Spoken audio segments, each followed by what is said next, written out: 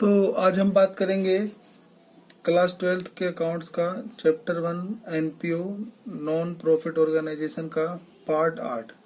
तो आज हम एडजस्टमेंट की बात करेंगे। एडजस्टमेंट में जैसे मान लो कोई इनकम दी होती है, ठीक है, तो वो इनकम कहाँ लिखते हैं?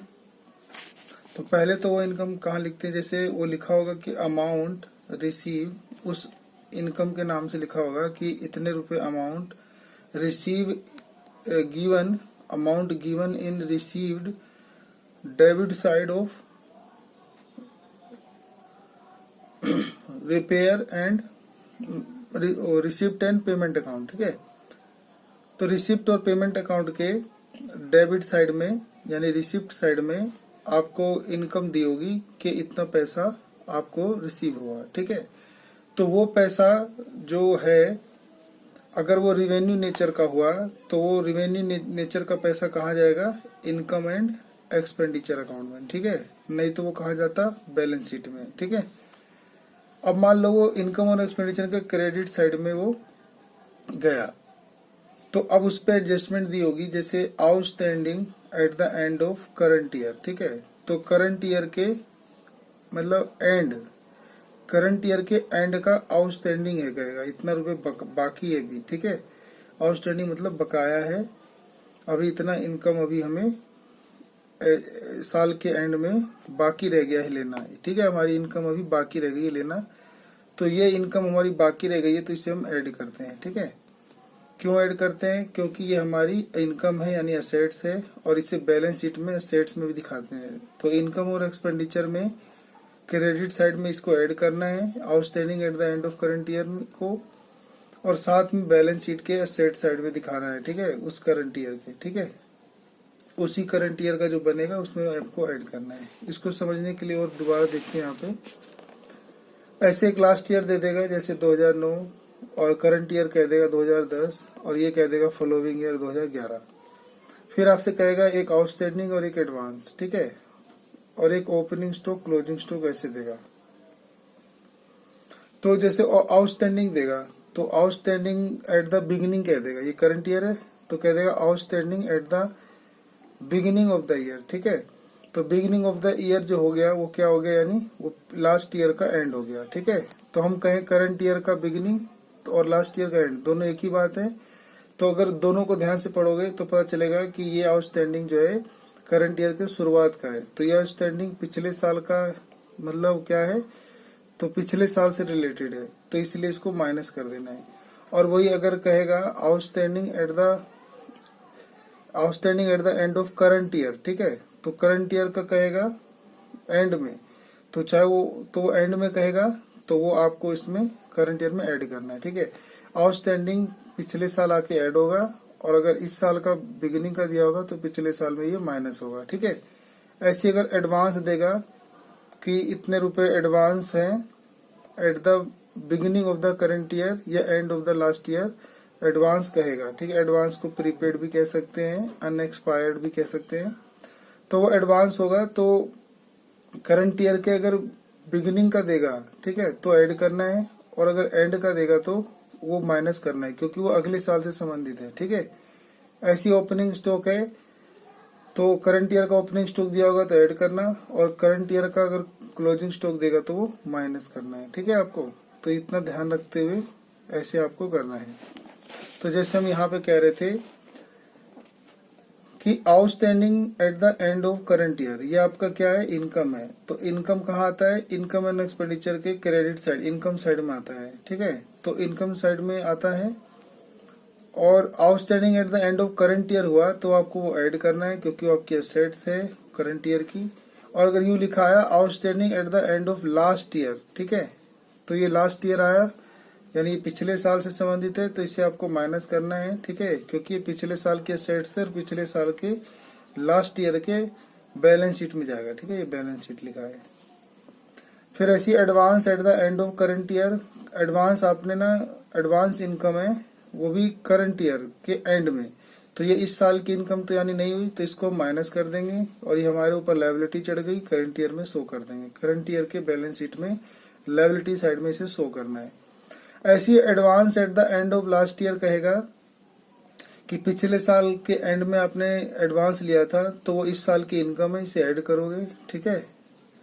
और इस साल के बैलेंस शीट में मतलब लास्ट ईयर की बैलेंस शीट में भी इसे आप लायबिलिटी के हेडिंग में शो करेंगे, ठीक है।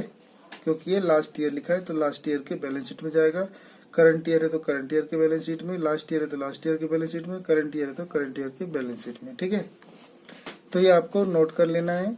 ऐसी अगर ओपनिंग स्टॉक आया at the end of the last year, तो opening stock at the end of last year कहेगा तो इस साल का यानी ओपनिंग है तो ऐड कर लेंगे, असेट्स होगा और ये लास्ट ईयर के असेट्स में दिखाएंगे, ठीक है। लास्ट ईयर के बैलेंस शीट में असेट्स में दिखाएंगे। ऐसी closing stock at the end of current year कहेगा तो closing stock at the end of current year होगा तो माइनस कर देंगे, क्योंकि ये हमारा असेट्स है तो करंट ईयर के असेट्स में से आप शो करेंगे, ठीक है। ये आपको उम्मीद करता हूँ समझ में आ गया होगा।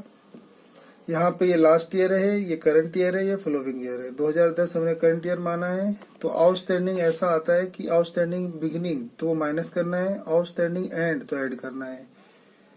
ऐसी एडवांस बिगिनिंग का ऐड करना है, advance at the end of the year को माइनस करना है क्योंकि अगले वर्ष से संबंधित है। ओपनिंग स्टॉक को ऐड करना है, क्लोजिंग स्टॉक को माइनस करना है, ठीक है। ऐसी कोई एनी एक्सपेंस आ जाता है जैसे, तो ऊपर हमने इनकम की बात की थी, अब कोई एक्सपेंस आता है तो amount given in the payment, expense कहाँ लिखते हैं तो amount given in the payment यानी credit side of reception payment account. तो रिसिप्ट और पेमेंट की क्रेडिट साइड यानी पेमेंट साइड पे कोई खर्चा दिया होगा तो इनकम और एक्सपेंडिचर में अगर वो रिवेन्यू नेचर का हुआ तो इनकम और एक्सपेंडिचर के डेबिट साइड में आएगा, और अगर वो कहेगा कैपिटलाइज है तो बैलेंस शीट में आएगा। तो अभी के लिए तो कहाँ आएगा इनकम एंड एक्सपेंडिचर के डेबिट में। अब वो एक्सपेंस में कहेगा कि आउटस्टैंडिंग है, वो एक्सपेंस आउटस्टैंडिंग है eight the end of current year, तो इसको भी आप ऐड कर लोगे क्योंकि हमारे लायबिलिटी है तो करंट ईयर की बैलेंस शीट में लायबिलिटी साइड में आप शो करोगे।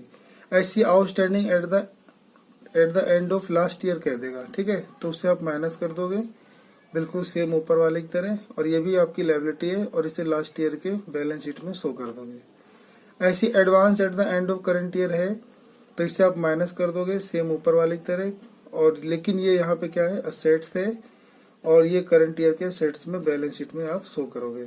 ऐसी advance at the end of last year कहेगा तो ऐड कर लोगे, और ये भी असेट्स है और ये लास्ट ईयर की बैलेंस शीट के असेट साइड में आप शो करोगे, ठीक है। तो यहाँ पर बैलेंस शीट में बस थोड़ी सी चेंज आ गया है, बाकी इसमें आपको ऐड और माइनस में कोई निशान नहीं बदला, ये सेम है। बस यहाँ पे जो असेट्स था लायबिलिटी हो गया है, जो लायबिलिटी था वो असेट्स हो गया है, ठीक है। तो ये आपको ध्यान रखना है। एडवांस को एन एक्सपायर या प्रीपेड के नाम से भी जानते हैं। एक वर्ड आएगा आपको कंज्यूमेबल, ठीक है। कंज्यूमेबल, इसका मतलब कंज्यूमेबल का मतलब होता है ये एक एक्सपेंस है यानी खर्चा है, परंतु इसे हम स्टॉक नहीं कर सकते। जैसे खाने पीने की चीजें होती हैं उसे आप स्टॉक नहीं कर सकते, तो बिल्कुल ऐसी कंज्यूमेबल मतलब कोई खाने पीने की चीजें हैं, एक्सपेंस हैं, इससे आप स्टॉक बस मतलब स्टॉक कर सकते हैं, सॉरी, ठीक है।